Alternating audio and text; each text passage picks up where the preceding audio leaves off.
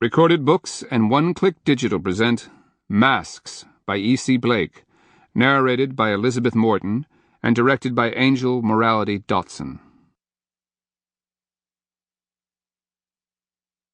Prologue: Pain and Fire. From atop a nameless mountain, the Autarch of Aygrima watched another of his villages burn.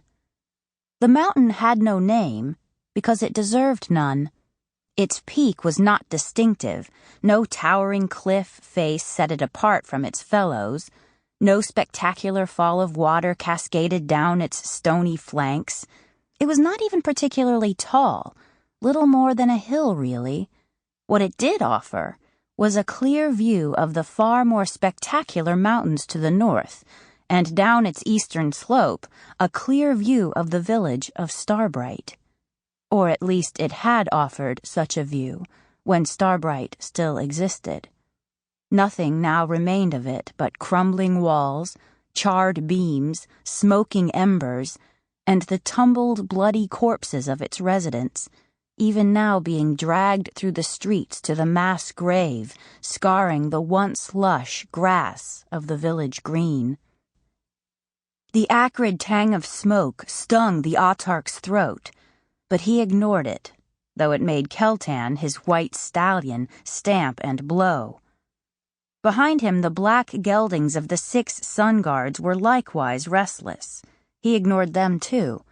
A similar entourage had surrounded him all his life, even before his father's agonizing death from the poison of the now defeated rebels.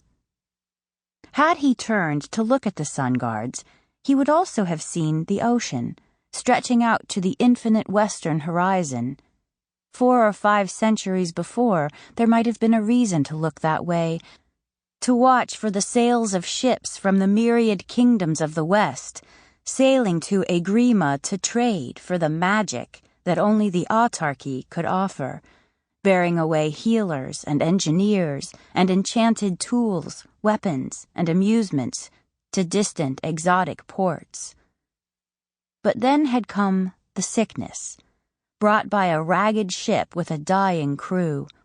The sickness had raged across Aygrima, felling hundreds, but in the end the healers, through prodigious expenditure of magic, had gained the upper hand and snuffed it out. The historians believe it had been far more devastating elsewhere, for that plague ship had been the last vessel from overseas to ever make port in Aygrima. At the moment, however... Sample complete. Ready to continue?